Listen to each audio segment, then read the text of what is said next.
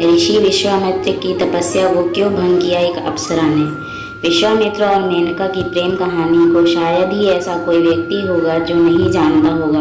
विश्वामित्र और मेनका की प्रेम कहानी के कई हिस्से व्याप्त हैं, लेकिन क्या आप जानते हैं कि विश्वामित्र और अप्सरा मेनका का मिलन कहाँ हुआ था, उनका प्यार कहाँ जन्मा था और आखिर क्यों स्वर्ग की अप्सरा मेनका उन्हें छोड़कर चली गई थी। आज हम आपको बताएंगे विश्वामित्र और स्वर्ग की अप्सरा मेनका की प्रेम कहानी। महर्षि विश्वामित्र वन में अपनी एक कठोर तपस्या में लीन थे। तपस्या करते हुए उनके शरीर में किसी भी तरह की कोई हलचल नहीं हो रही थी और उनके चेहरे पर एक तेज प्रकाश था। उनके चारों ओर कई तरह के जानवर घूम रहे थे, पशु पक्षी चहक रहे थे, लेकिन विश्वामित्र के तप को भंग करने का साहस और हिम्मत किसी के पास नहीं थी। जब विश्वामित्र की तपस्या की जानकारी भगवान इंद्र को हुई, तब वह विश्वामित्र की तपस्या को देखकर काफी हैरान हो गए थे। हैरानी के साथ साथ इंद्र को भय भी सताने लगा कि उनका अब अस्तित्व कहीं खत्म ना हो जाए। इंद्र सोच रहे थे कि शायद विश्वामित्र कठोर तपस्या कर नए संसार की साधना का प्रयास कर रहे हैं। इंद्रदेव यह सोच रहे थे कि यदि विश्वामित्र की तपस्या सफल हो गई तो विश्वामित्र ही संपूर्ण सृष्टि के देव बन जाएंगे। विश्वामित्र ने अपनी तपस्या में इतने मग्न थे कि उनकी तपस्या को भंग करने का साहस किसी में भी नहीं था। इंद्रदेव ने विश्वामित्र की तपस्या भंग करने की एक योजना बनाई। देवराज इंद्र ने विश्वामित्र की तपस्या को भंग करने के लिए स्वर्ग की एक सुंदर अप्सरा मेनका को याद किया। उन्हें इंद्र सभा में आमंत्रित किया। जमीन का देवराज इंद्र सम्मुख आई तो देवराज इंद्र ने उन्हें नारी का अवतार लेकर मृत्युलोक में रहने का आदेश दिया और उनसे कहा कि वह अपने सौंदर्य से विश्वामित्र की तपस्या भंग करें और उन्हें अपनी ओर आकर्षित करें। ऐसा कहकर देवराज इंद्र ने स्वर्ग की अप्सरा मेनका को विश्वामित्र की तपस्या भंग करने का आदेश दिया। देवराज इंद्र की आज्ञा पाकर इंद्रलोक की सबसे सुंदर अप्सराओं और अपनी सुरीली आवाज से वह जानी जाती थी। देवराज इंद्र के आदेश को मानकर वह विश्वामित्र के सामने गई और उन्हें विश्वामित्र की तपस्या भंग करने का आदेश दिया। आदेश पाकर मेनका मृत्युलोक की ओर चल पड़ी।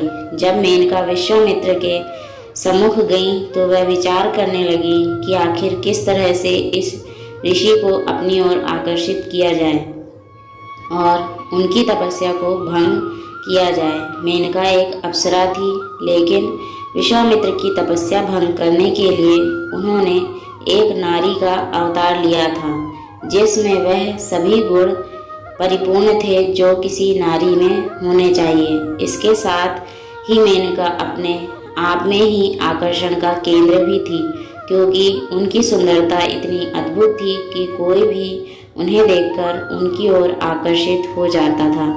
भले ही मेनका सबसे गुणवान और सुंदरता में सबसे सुंदर थी, लेकिन महर्षि विश्वामित्र की तपस्या को भंग करना भी इतना आसान कार्य नहीं था। इतने मुश्किल काम होने के बावजूद भी देवराज इंद्र की आज्ञा का पालन करने के लिए और इंद्रलोक में अपनी एक पहचान बनाने के लिए और अपना सिक्का चलाने के लिए मेनका भी यह अवसर खोना नहीं चाहती थी। मेनका ने ऋषि विश्वामित्र को अपनी ओर आकर्षित करने के लिए भरसक प्रयास किया।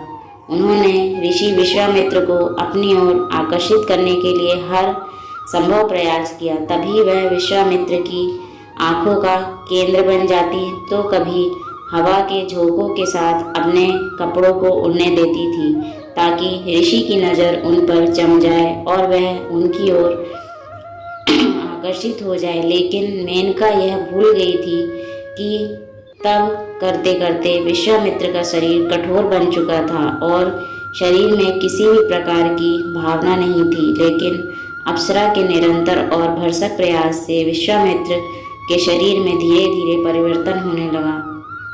मेनका के प्रयास से विश्वामित्र के शरीर में काम शक्ति का संचार होने लगा और देखते ही देखते एक समय ऐसा आया जब विश्वामित्र अपने निश्चय को भूलकर तप को छोड़कर खड़े हो गए और सृष्टि के बदलाव को भूलकर वह स्त्री से प्रेम में मग्न हो गए। जैसा कि अप्सरा ने सोचा था बिल्कुल वैसा ही हुआ। महर्षि अप्सरा के प्रेम में पड़ गए थे, लेकिन वह यह नहीं जानते थे कि वह अप्सरा मेनका है। वह उनके जाल में फंस चुके थे। महर्षि यह नहीं जानते थे कि वह अप्सरा मेनका ही है, जिसके चलते विश्वामित्र उस अप्सरा में उनकी अर्धांगिनी को देखने लग गए। महर्षि का तप तो मेनका ने तोड़ दिया था, लेकिन फिर भी मेनका इंद्रलोक नहीं गई, क्योंकि तप छोड़ने के बावजूद मेनका यदि वहां से चली जाती तो विश्वामित्र फिर से तप करना प्रारंभ कर देते। इसीलिए उन्होंने विश्वामित्र के साथ ही कुछ वर्ष वहीं रहने का निर्णय किया। कई वर्षों तक एक साथ रहने से विश्वामित्र और मेनका के दिल में एक दूसरे के प्रति प्रेम जागृत हो गया।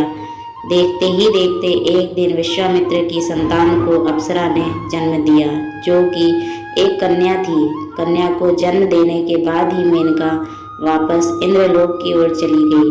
मेनका और विश्वामित्र के समागम से जन्मी एक कन्या को विश्वामित्र ने कर्ण ऋषि के आश्रम में छोड़ दिया और यहीं आगे चलकर मेनका की पुत्री शकुंतला के नाम से जानी जाने लगी और सम्राट दुष्यंत से विवाह कर उन्हें भरत के रूप में एक पुत्र की प्राप्ति हुई। भरत पुत्र के नाम से ही भारत देश का नाम प्रख्यात हुआ। कहानी अगर आपको पसंद आई हो तो लाइक करें, दोस्तों में शेयर करें और ऐसी ही कहानियों को सुनने के लिए चैनल को सब्सक्राइब करें। धन्यवाद।